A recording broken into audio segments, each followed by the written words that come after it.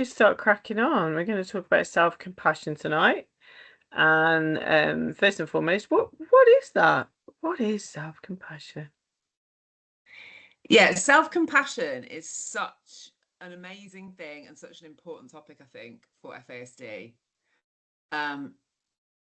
It's just really, really central to what can help in my experience, and also, my personal experience, but also in the experience of working with clients at NeuroWise and how much it can help.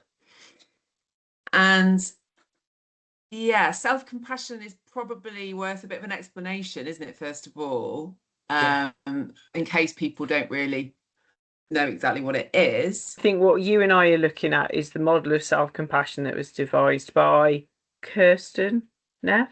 No, Kristen. No, Kristen. No, Kristen.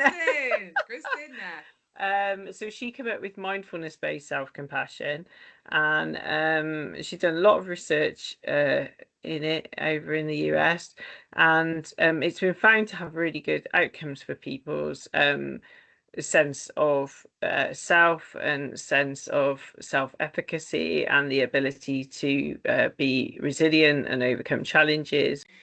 In terms of the main crux of it, it's really about treating yourself like you would a good friend.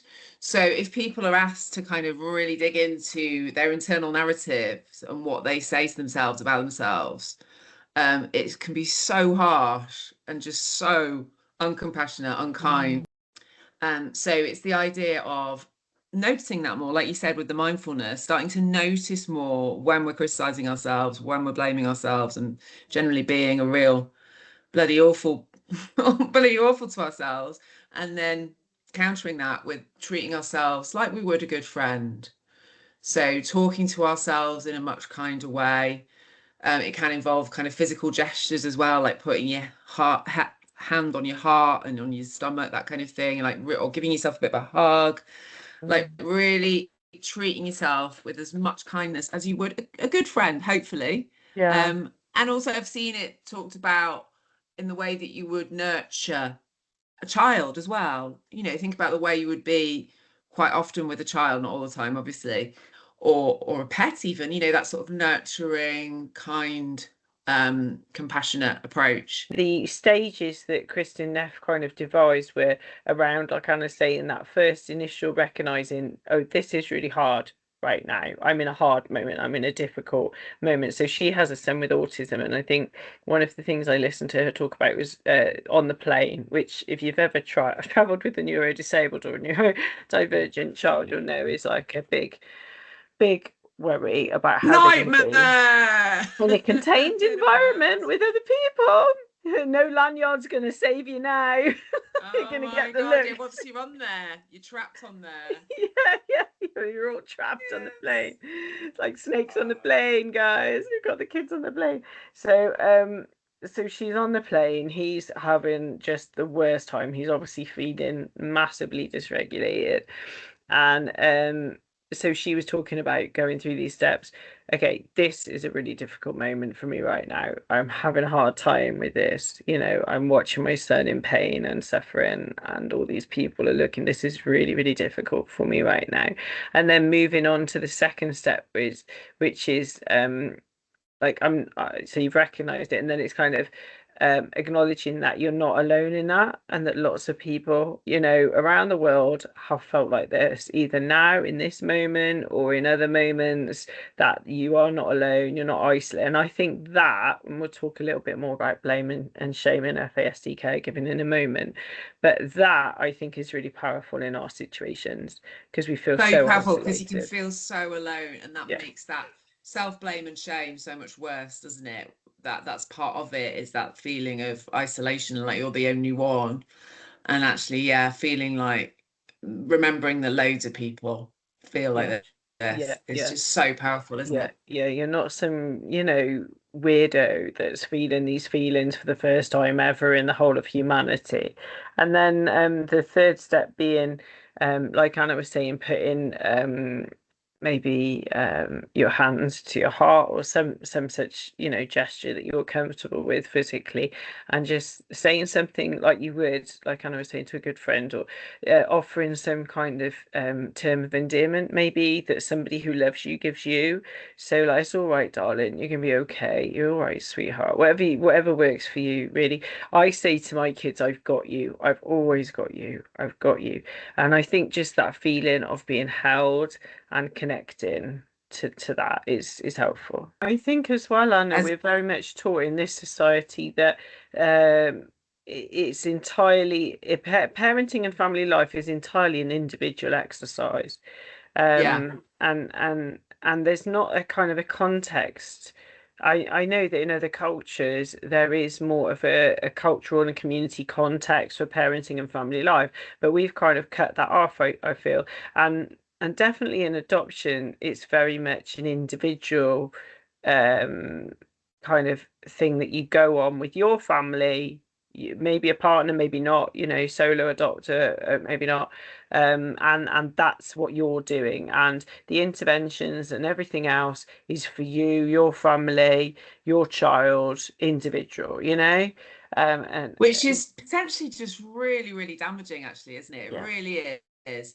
For society in general, that kind of isolation of the nuclear family, I mean, it's just crazy in a way, isn't it? You're just supposed to crack on and yeah. do it and just behind Yeah, we've closed doors and spoken kind of, about this a lot, haven't we? That yeah. FASD caregiving is more than just what a nuclear family can provide. Think Not that like, links with the blame thing yeah, that's more what I was just specifically, thinking. doesn't it? Because we're already set up for self-criticism, self-blame. Everyone evolves to blame themselves to some degree, depending on their experience and their neurotype and all kinds of factors. But we're already there anyway. And then on top of that, what happens with the FASD parenting caregiving experience to Yeah, add to that self-blame yeah. in your So, experience or oh in God, so general? it's huge. I think this is really fundamental, and once you name it, and I think Brené Brown talks really well about this. And yeah, so when she does a TED talk and calls it "We Need to Talk About Shame," it's very similar concept to "We Need to Talk About Blame," because once you name it and you have a language for it, and you're able to unveil and reveal its strategy in your situation, you start to realize, oh my God, it's not me. It's not me. And I think that's really powerful in FASD caregiving, in that there is a Sorry to interrupt, fundamental Beck, but what do you mean it's not you? When you it's say not that? so. There is a fundamental issue because what we are taught and the challenge that we are presented with are incongruent.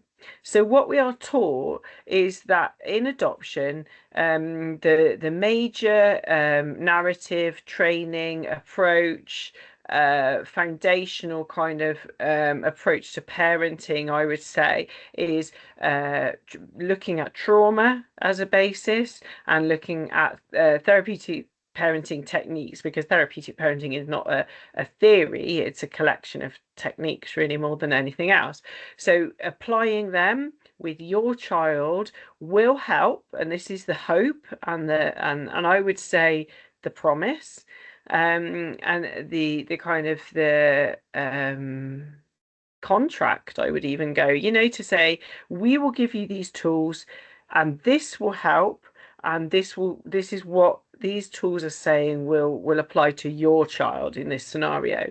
So that will help. For instance, for example, in order to support the neuroplasticity of your child's brain to reintegrate, what fires together, wires together, all that kind of stuff.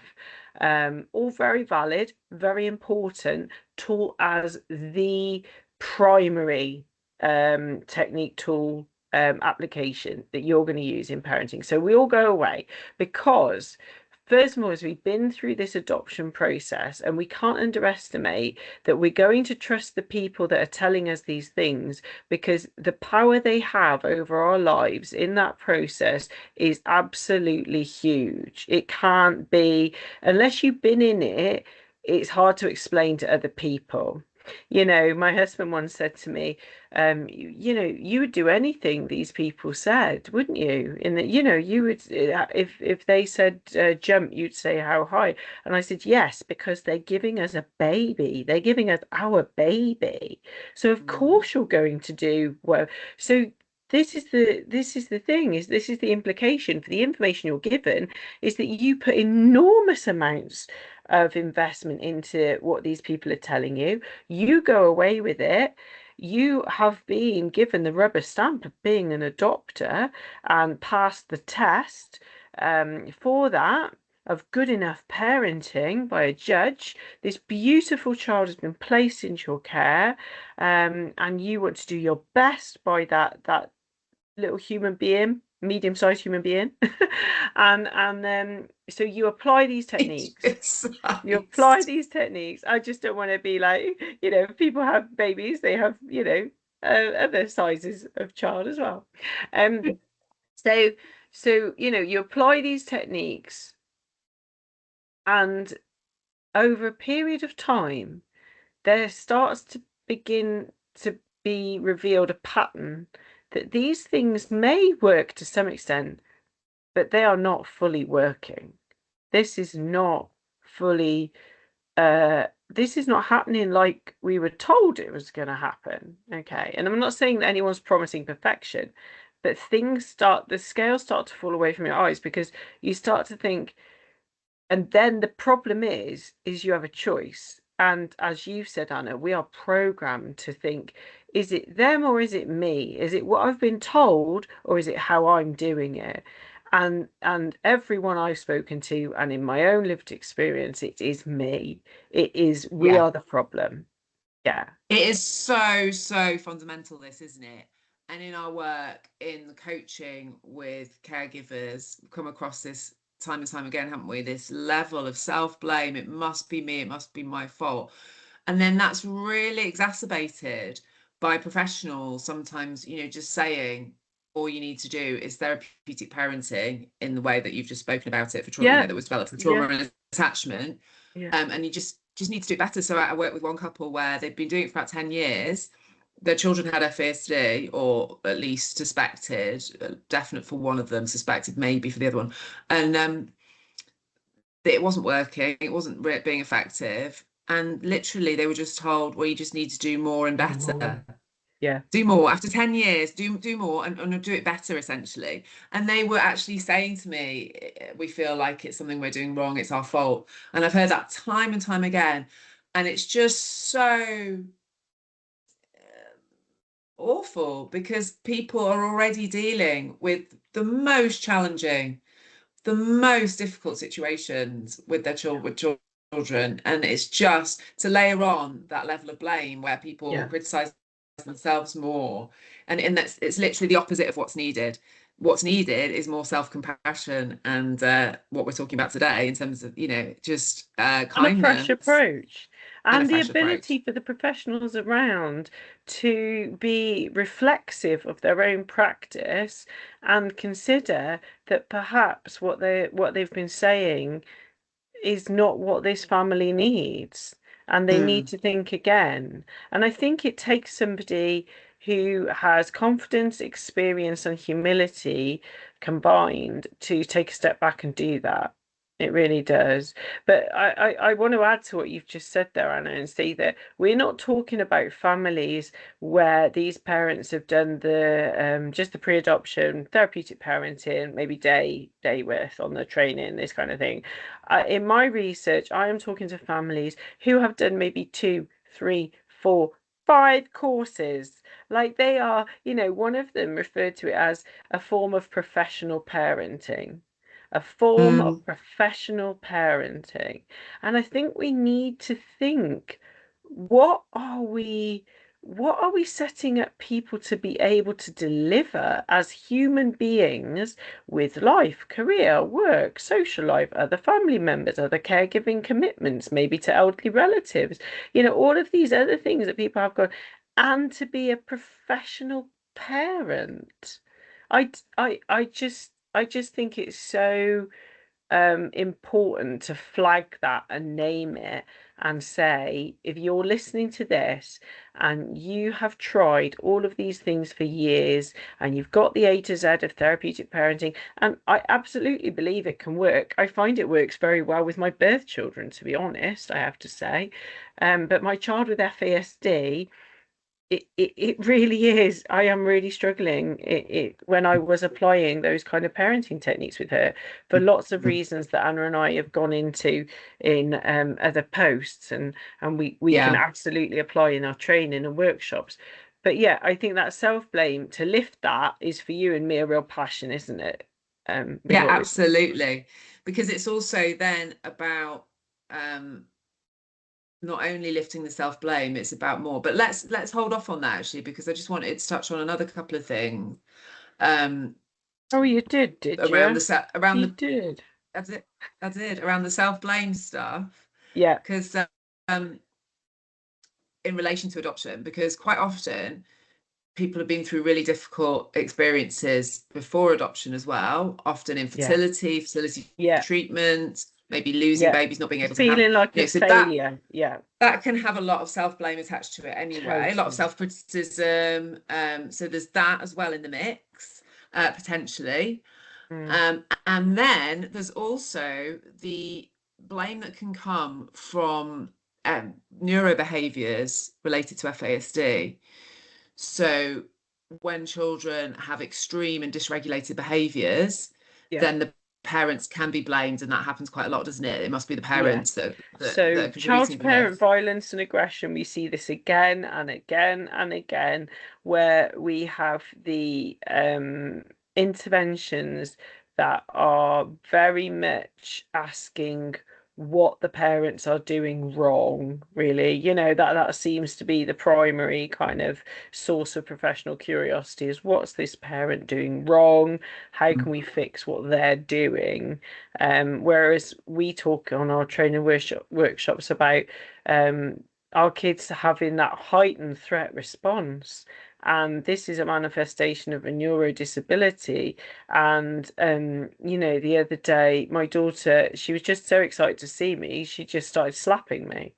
There was that. It's not that I could have looked back and thought, oh, there's an antecedent, a behavior, and a consequence. There's this evident trigger. There's this thing I did. All I did was walk. There's been times when I've walked into her room and started being hit.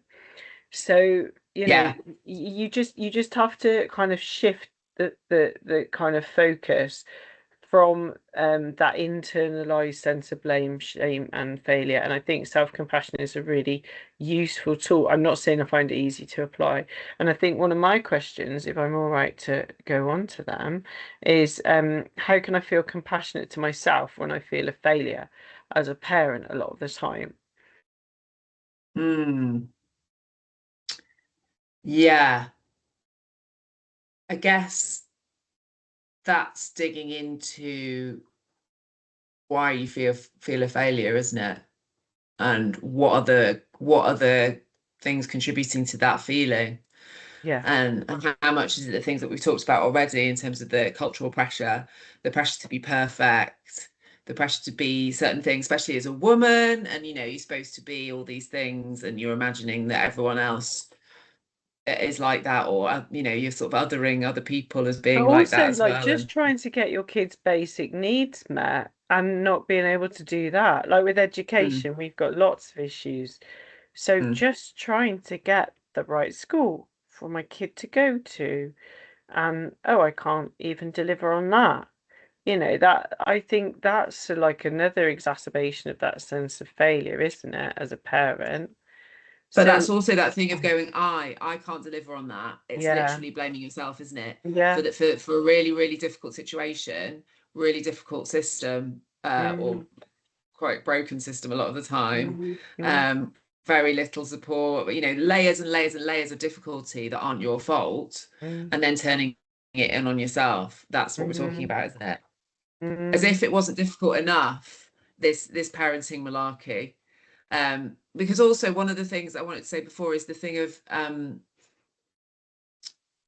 caregivers often seeing the worst neurobehaviors, or the most extreme, Yeah. with the spiky profile and the ability to mask, or the sort of compulsion, the sort of they're compelled to mask in certain situations, other Mm, situations, and we often as caregivers see the worst and the most mm, extreme and then feel more blame. It must be us. We've seen that loads, haven't we, with caregivers, where mm. it must be me, it must be us, because they're so much worse with me. Yeah, yeah, And yeah. there's factors, And there's you get reasons people for that. say that to you, don't you? Like, oh, they were all right with me. I'm dropping them Yeah, yeah, off. yeah. They've been Oh, great. It's been all right with and me. we've heard loads of caregivers say that, haven't they? That thing of like, you drop them off at school and they're like, oh, it was fine as soon as you left. It's Thanks. it Thanks. I think, really, yeah, I think that self-compassion has got lots of things to offer on lots of different layers of this issue. And I think we've kind of talked about them in terms of the individual, the personal, the how you've kind of may and definitely I have in my life internalized that on the personal, but also we talked about the cultural. Neil Thompson talks about the PCS diagram for social work students, so we use it quite a lot in my teaching at the uni. So we talk about the personal, the cultural, and the structural kind of phenomena. And I think the structural stuff we have touched on, but I just want to really emphasize that shame and blame is a sociological phenomenon that has to find somewhere to go. If you've ever given mm, your kids slime and you've tried to get it off their hand, what you'll realize is it just gets everywhere else, isn't it? Like it mm, goes onto your hands, your clothes, and then they try and wash their hands and it goes onto the sink and on the towel and everywhere they touch it goes. And it's so potent in that regard. And when a child is prenatally exposed to alcohol and is born, there is an instant societal response of shame to mm, that mm-hmm. factor, because society Yeah, can't bear it. It can't bear that. And like we were talking about those difficult feelings in and of ourselves, we want to scapegoat them. We want to push them aside. We want to push them somewhere else. And this is what society does. We will put that shame somewhere else.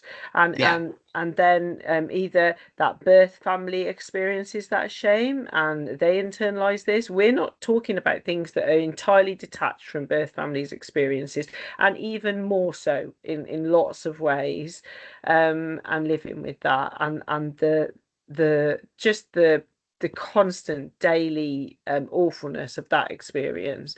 And then we've got this shame and this blame that goes through into our families as adopters.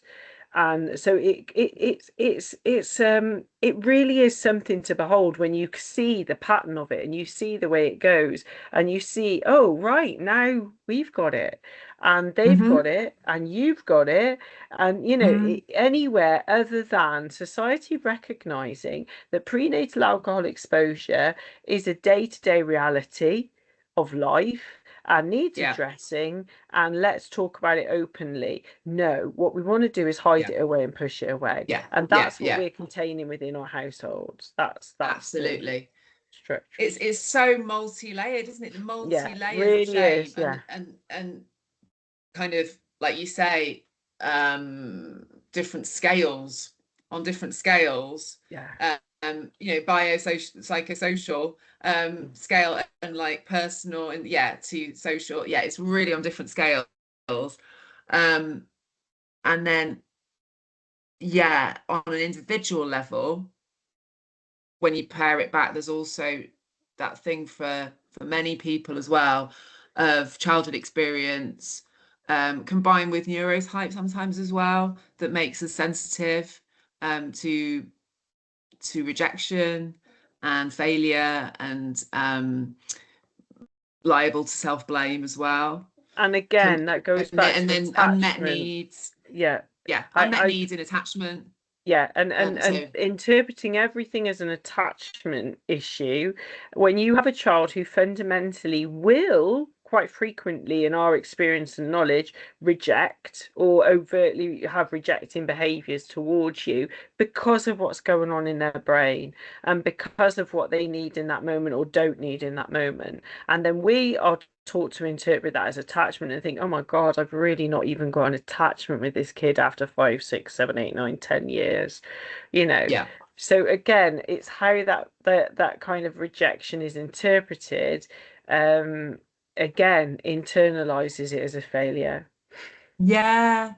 And then there's also the complexity of actually attachment theory can be really useful as well, often applied to to us as caregivers. Mm. So one of the things we're doing with the coaching is that thing of looking at a bit at early caregiving experiences, and unmet needs in that way that might have contributed to that sense of blame, self-blame and shame. And then the brilliant thing about self-compassion as well is because we're connecting more with our feelings, with ourselves and our feelings, we can then also ask, what do we need? And that thing of what is it we need and want as well. Yeah, that can make a massive difference Yeah, as and I well as think the part of that thing in the practice. coaching that you do really well, Anna, is that kind of values-based coaching model that we're using. So, what do I need in relation to what's really important to me in my values? Yeah, Because people don't, your research showed, didn't it? The caregivers have even stopped asking what like I don't even have needs. What needs do I? So if like an you're at alien that concept. point, What? like if that's where you're at, then we totally hear you and get that. And we're absolutely wanting to offer support in that regard. And I think what this conversation has really emphasized for me is there's this tool, there's this model, there's self-compassion, but there's also alongside that is the self-compassion to recognize that the problem here is systemic, that the problem Mhm. here is really complicated, that you're not the root of all this problem. You can't be. Look at Mm. it. Look at all the facts. And I think sometimes for me, it's really good to bring your frontal lobe to the party and say, like, if I was in a court of law and the evidence was stacking up here, what would I be listening to? You know, what would I? Because there's in your head, there's like the prosecution and the defense, isn't it? And you're kind of thinking, oh, well, there's quite a lot of evidence that I'm doing okay as a parent. I'm trying my hardest. Today's just a bad day. Like maybe there's been lots of change going on in our house, or maybe like school's been particularly difficult. And there'll be better days ahead. I think taking that long view and having some perspective and reaching out to other people who have got perspective when maybe you've lost yours can also be massively Absolutely. helpful. Absolutely. Because also, if we're under real loads of pressure and overwhelmed, it's easier to just turn it inwards and self-blame as well, isn't it? It's Totally. much harder If you to not feel do that that. isolation, which is genuinely a really common experience of a caregiver of somebody with FASD, feelings of Yeah. isolation, again, like we said in the self-compassion model, everyone feels that way who cares for somebody with FASD intermittently or in chunks or whatever it is. Feeling that is really normal, and reaching out to somebody who gets it, and I would definitely suggest it needs to be somebody who gets it and resonates, is Mhm. incredibly powerful and helpful. So hopefully this chat has given you a bit of that sense of not being alone, and we Yeah. can link in some stuff that we've referred to in the when we put this out, because I would definitely recommend The Reign of Self-Compassion, reading up on the Kristen Neff model.